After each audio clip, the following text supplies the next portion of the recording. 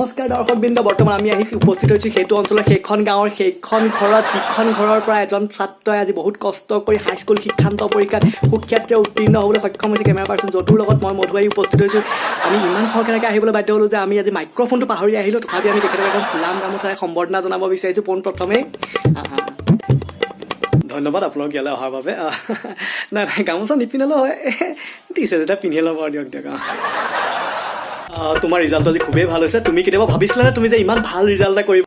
হয় হয়, ৰিজাল্টটো ভাল হ'ব বুলি জানিছিলোঁ, কিন্তু ইমান ভাল হ'ব বুলি ভবা নাছিলোঁ। ভবাতকৈ যথেষ্টখিনি ভাল হৈছে।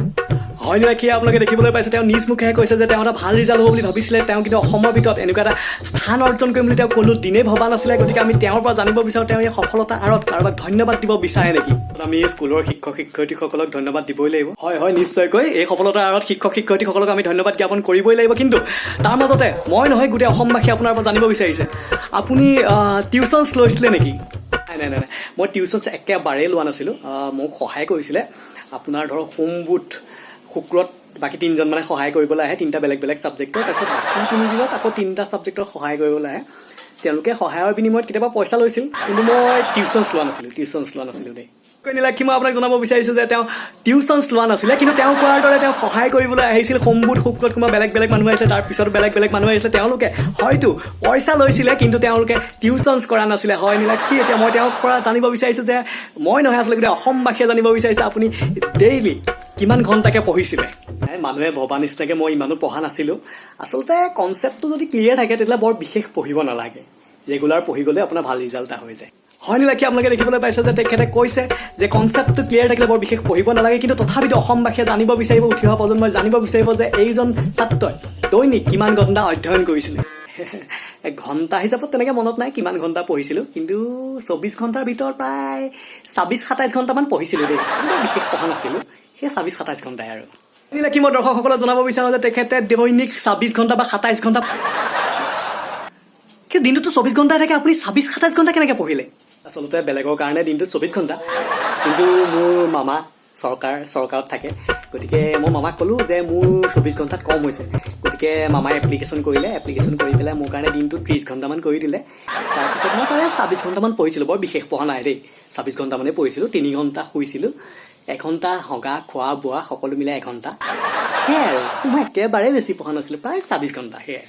হয় নীলাক্ষী, আপোনালোকে দেখিবলৈ পাই হয়তো আচৰিত হৈ গৈছে যে তেখেতৰ মামা চৰকাৰত থাকে, কিবা এনেকুৱা কৰে বুলি কৈছে। সেইবাবে তেওঁ এপ্লিকেশ্যন কৰি এওঁৰ বাবে 24 ঘণ্টাটো 30 ঘণ্টালৈ সলাবলৈ সক্ষম হৈছিলে। কিন্তু আমি তেওঁক ধন্যবাদ জ্ঞাপন কৰিবই লাগিব। এতিয়া আমি তেওঁৰ পৰা জানিব বিচাৰিছোঁ যে তেওঁলোক কিমান কষ্ট কৰিছিলে।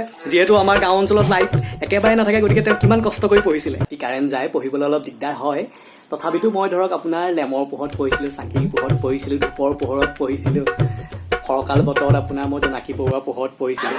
তাৰপিছত বতৰ বেয়া হ'লে মই ঢেৰেকণিৰ পোহৰত পঢ়িছিলোঁ, কেতিয়াবা টৰ্চ জ্বলাই পঢ়িছিলোঁ, কেতিয়াবা মোবাইলত ফ্লেছ জ্বলাই পঢ়িছিলোঁ। তেনেকৈ পঢ়িছিলোঁ আৰু। এয়া দৰ্শকসকল, আপোনালোকে দেখিবলৈ পাইছে তেওঁ বহুত কষ্ট কৰি পঢ়িছিলে। তেওঁ ধূপৰ পোহৰত পঢ়িছিলে, চাকিৰ পোহৰত পঢ়িছিলে, তেওঁ ঢেৰেকণিৰ পোহৰত পঢ়িছিলে, তেওঁ জোনাকী পৰুৱাৰ পোহৰত পঢ়িছিলে। গতিকে তেওঁ যথেষ্টখিনি কষ্ট কৰিছে। ৰ'ব, আপোনালোকৰ ঘৰতেতো ইনভাৰ্টাৰ আছে দেখোন। কি পোহৰত কেনেকৈ পঢ়িলে হে? ইনভাৰ্টাৰ হয় আছে, কিন্তু মই ব্যৱহাৰ কৰা নাছিলোঁ। মই আচলতে ষ্ট্ৰাগল কৰিছিলোঁ সঁচাকৈ। মই ইনভাৰ্টাৰ একদম ব্যৱহাৰ কৰা নাছিলোঁ। মই লেমৰ পোহৰত, চাকিৰ পোহৰত, সেই আপোনাক কোৱা নিচিনাকৈ ঢেৰেকণি, ধূপ, মমবাতি, মই সেইবোৰ পোহৰতে পঢ়িছিলোঁ। মই ইনভাৰ্টাৰ ব্যৱহাৰ কৰা নাছিলোঁ। হয় নীলাক্ষী, মই অসমবাসী ৰাইজক জনাব বিচাৰোঁ যে তেওঁলোকৰ ঘৰত ইনভাৰ্টাৰ থকা স্বত্তেও তেওঁ চাকিৰ পোহৰত পঢ়িছিলে। সঁচাকৈ এওঁক মানিব লাগিব। গতিকে আমি তেওঁৰ পৰা জানিব বিচাৰোঁ তেওঁ ভৱিষ্যতে কি হ'ব বিচাৰে। মই ভৱিষ্যতে এজন ডাঙৰ বিজ্ঞানী হ'ব বিচাৰোঁ। সুন্দৰ। হয় দৰ্শক মণ্ডলী, আপোনালোকে সেয়া দেখিবলৈ পাইছে, এওঁ ভৱিষ্যতে এজন বিজ্ঞানী হোৱাৰ সপোন দেখিছে। মই তেওঁৰ পৰা জানিব বিচাৰোঁ তেওঁ বিজ্ঞানী হৈ তেওঁ কি আৱিষ্কাৰ কৰিব বিচাৰে। আৱিষ্কাৰৰ কথা মই ভাবিছোঁ। আচলতে নপঢ়াকৈ কেনেকৈ ফাৰ্ষ্ট হ'ব পাৰি, মই সেইটোৰ ওপৰত আৱিষ্কাৰ কিবা এটা কৰিম বুলি ভাবিছোঁ। তাৰ ওপৰত ৰিচাৰ্চ এটা কৰিম বুলি ভাবিছোঁ।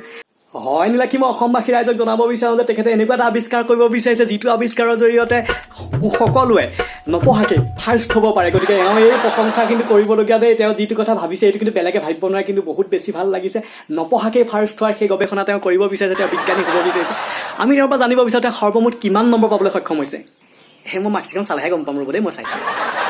তেওঁ কৈছে যে তেওঁ মনত নাই তেওঁ কিমান নম্বৰ পাইছে। তেওঁ আচলতে ইমানেই ব্যস্ত হৈ পৰিছে, তেওঁ কেতিয়াও নম্বৰক গুৰুত্ব দিয়া নাই। গতিকে তেওঁ নম্বৰৰ কথা নেভাবেই, তেওঁ এতিয়া পাহৰি গৈছে কিমান নম্বৰ পাইছে। গতিকে আমি অকণমান সময় তেওঁ মাৰ্কশ্বিটখন চাই লওক তেওঁ কিমান নম্বৰ পাইছে। ভিতৰত প্ৰায় 660 নম্বৰ পাবলৈ সক্ষম হৈছোঁ কি 600ৰ ভিতৰত 660 এইবোৰ কি নম্বৰ হয় নীলাক্ষী মই আপোনাক অলপ পিছত আপোনাক মই জনাই আছোঁ এখেতে যিখিনি নম্বৰ পাইছে সেই নম্বৰখিনি আমি আপোনালোকৰ আগত জনাই দিম আমি বিগ ব্ৰেকিং নিউজ আমি আপোনালোকৰ আগলৈ আগবঢ়াম কিন্তু তাৰ আগতে মই অকণমান এওঁলোকৰ লগত ব্যক্তিগতভাৱে কথা পাতিব বিচাৰিছোঁ 600ৰ ভিতৰত 660 কেনেকৈ পায় কিয় 660 পাব নোৱাৰি নি ইমান নম্বৰ পাব নোৱাৰি নহয় কি ফকৰীয়া কথা ক'বলৈ আহিছে হে এইবোৰ কি চলি আছে ইমান নম্বৰ পাব নোৱাৰি নি মই আমাৰ ঘৰৰ সন্মুখৰ আকৌ শৰ্মা দা ল'ৰাটো আকৌ সি 500 নম্বৰ পালে মোক ঘৰত ক'লে বোলে তোৰ বোলে তাতকৈ ৰিজাল্ট বোলে কম হ'ব একদম নোৱাৰিব মই সেইদিনা মই যোগেনক ক'লোঁ মোৰ লগৰ হয় সি DTP দোকানত থাকে তো মই ক'লোঁ বোলো যে শৰ্মা দা ল'ৰাটোৱে 500 নম্বৰ পালে মোক তাতে বঢ়াই দে তো সি মোক 660 বনাই দিলে আচলতে মানে হেৰি আছে আমাৰ 100 আহে যে 10 অৰ আহে সেইকেইটা মিলে 110কৈ মানে পাৰ পেপাৰ তো মোক 660 এখন কেলা DTP কৰ মাৰ্কশ্বিট হে ওটা পাগল হোৱা নাই তোন ভাল মোক সময়বোৰ বৰবাদ কৰিলে মই ফেচবুকত এখন দেখি পেলাই ভাইৰেল হোৱা দেখি মই আপোনাৰ ওচৰলৈ আহিছোঁ জানেই যে এইটোৱে কেলা মোক গোটেই দিনটো বৰবাদ কৰিলে দেই